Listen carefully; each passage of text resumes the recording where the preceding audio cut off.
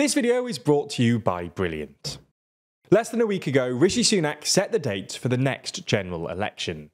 With it less than 6 weeks away, both Sunak and Starmer are in a hurry to convince voters that they're the ones that should be trusted with the levers of power for the next 5 years. Sunak, though, starts this campaign in a much more tricky position than his rival.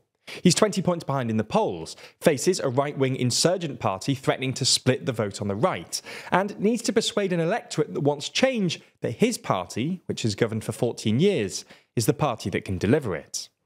It was this latter point that the Prime Minister focused on when he took the unusual decision to take a day off from campaigning on Saturday, only 3 days into the campaign.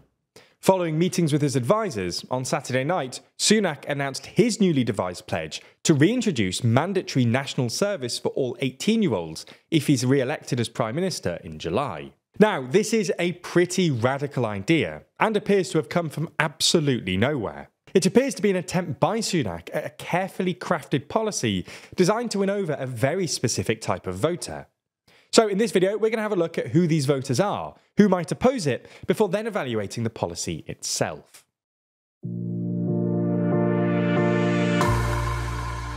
Before we start, if you haven't already, please consider subscribing and ringing the bell to stay in the loop and be notified when we release new videos. Now, before we get into all that, it's important first to explain what Sunak has promised about the policy. Sunak has pledged that by 2025, all 18-year-olds will be required to complete 1 year of national service. This can either be in the military or in other weekend placements in the fire or police service, the NHS, or charities tackling loneliness. While all 18-year-olds will be compelled to take part by law, the Home Secretary James Cleverly did state that no one would be sent to prison for failing to complete their national service.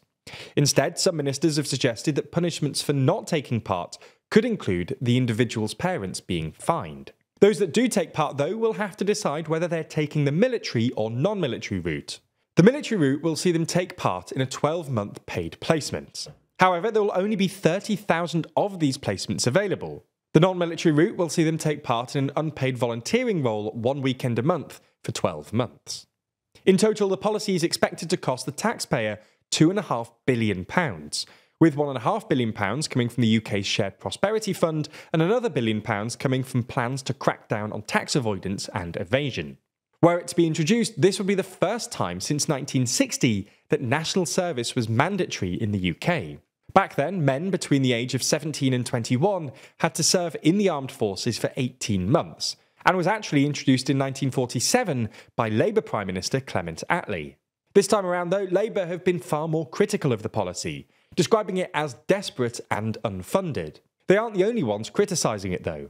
GB News host Tom Harwood stated that state-mandated volunteering isn't volunteering at all. It's conscription, it's illiberal, it's everything that this country stands against. Similarly, Conservative MP Steve Baker felt the need to explain to his constituents in a blog post that "I am for liberty under the rule of law and parliamentary democracy. History has proven time and time again that liberty under law, not compulsion and planning, is the surest road to peace and prosperity." It's unlikely coincidence that he posted this the day that the national service policy was announced. Now, while some on Sunak's side are primarily taking issue with the policy itself, others have been taking issue with how it was announced. The fact that only last week Tory MP Andrew Murrison told MPs in a written statement that there were no plans to reintroduce any form of national service demonstrates just how quickly this was thought up. It's easy for some to claim then that Sunak has only done this to appease certain types of voters. As we mentioned in the intro, Sunak is facing a push from the right-wing insurgent party Reform UK, and this policy seems deliberately designed to try and appeal to voters who are tempted to vote Reform.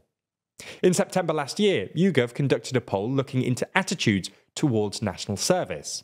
They ran through a number of different forms that this could take, running from a year-long compulsory military service to voluntary community service lasting a month. The policy that Sunak's proposed lies somewhere between these, meaning that YouGov did poll people about their attitudes towards it. When we look into this, we can see that the public, on the whole, are not all that keen on the policy, with only 34% indicating that they support it and 58% saying that they oppose it, a net support of -24%.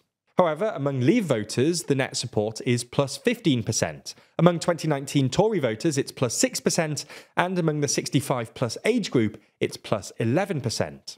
To put it bluntly, this demographic is exactly the group that the Tories want and need to appeal to. However, despite this, polling guru Professor Sir John Curtis has claimed that the policy will not help the Tories close the gap with Labour. Additionally, Michaela Morizzo, the chief executive of Techni UK, explained that she believes that the policy is more likely to have a negative effect than a positive one. She explained that non-military volunteering is fine, it would be a service for the community and therefore a cost with a very high benefit. Very different is the compulsory military service, also because wars are now entrusted to highly specialised personnel. That would indeed be a cost, and moreover, I think it's just wrong to put the two measures together.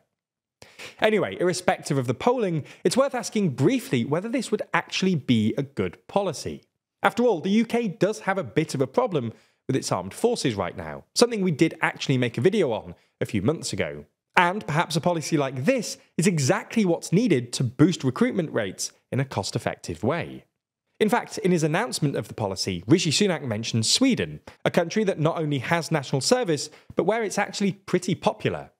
The selection process is so competitive that fewer than 10% of those that apply are given a place in its conscription system. This is an even lower acceptance rate than Oxford University. Clearly, Sunak is hoping to replicate this success. The issue is that spending such a huge amount of money on a policy that forces younger people to do work for the state, at the same time that young people feel like the state isn't doing its bit for them, for example in making housing affordable, just isn't the best optics. When making videos like this, we rely on tons of data analysis to interpret crucial economic data and understand political decisions. But this kind of analysis isn't just crucial for our jobs. As our world becomes more driven by AI and data, your job will likely require more analytical skills too. That's why we've been using Brilliant. Brilliant is the STEM learning platform which can teach you all the skills you'll need in an increasingly digital workplace. They've just introduced a whole collection of new programming and LLM courses, suitable for learners at any level, taking you through everything from learning Python to understanding the importance of training data. And Brilliant isn't just about memorization and lectures. Brilliant teaches you by doing, using active learning techniques to teach you the principles behind otherwise quite complex topics, and ensuring that you actually understand what's going on, with thousands of interactive lessons in maths, data analysis, programming, and AI. All of Brilliant's courses are split into easy-to-digest chunks, meaning you can quickly and easily gain real knowledge in just a few minutes a day, with fun lessons you can do whenever you have time, replacing mindless scrolling on the bus or waiting for coffee with something stimulating and rewarding. To gain access to Brilliant for free for a full 30 days, head to brilliant.org/TLDR. or click the link in the description. That way you'll also get 20% off an annual premium subscription, and they'll know that you came from us, which really helps us out. Thanks to Brilliant for sponsoring this video, and thank you for your support.